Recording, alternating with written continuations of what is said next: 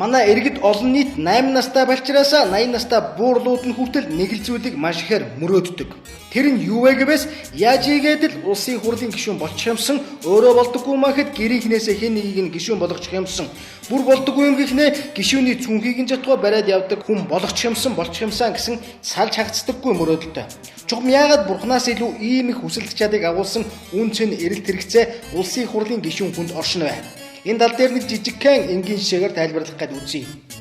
За, энгийн иргэн байх нь юугаар өөр вэ? Тэр бурханлаг гишүүнээс.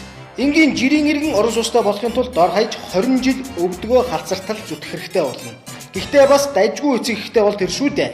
Байрны лизингэд хамрагдахын тулд банкнаас зээл гордохоргүй бэл бэнчинтэй хөөн гих маягийн дүр үзүүлэхээс эхлэн түмэн бэрхшээл мянган зовлон туулж зээлж хуулж баймажин арайчаараа байрны лизингэд хамрагдана. Нэг л хамрагдсан бол тэгээд гүйцээ 20 жилийн туршид боолмот зүтгэн. Хүн шиг амьдарч улс шиг хөгжиж идэж уух өмсөж зүүх наригдсан хинээдрээ бол 20 жилийн турш бүр баяртай.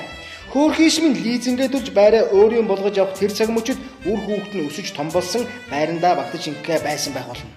Энэ бол энгийн жирийн иргэдийн хувьд зүгээр л амьдралын төлөө алаан байхгүй юу? Байрны лизингээс гадна өвдөж зовх өнжирч явцах гээд түн бүмэн асуудал хүн тохиолдноо доо.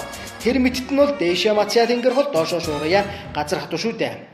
За тэгвэл улсын хурлын гишүүнийг аваад үзье. Олон юм ярихгүй нэг онгойг яриад өгчөд л бүх зүйл ойлгомжтой болно. Та бенз авахд хэдэн жил хэрэгтэй вэ гэсэн асуултанд татварын байцаагч 3 сар, гайлын байцаагч 1 сар, харин улсын хурлын гишүүн 3 жил хэрэгтэй гэжээ.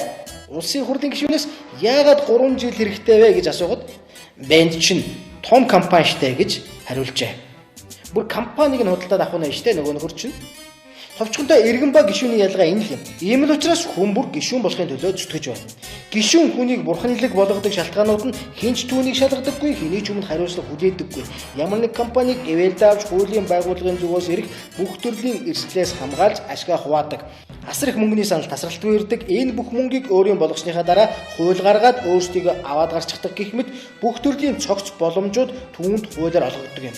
Шулуухан хэлэхэд Монгол улсын их хурл бол хуульчлагдсан мөнгө угаах газар мөн. Ийм л учраас Монголын парламент руу хөвгөж угад хөгшин хөвөөгүй бүгд үхэн хатан зүтгэцгээж байна.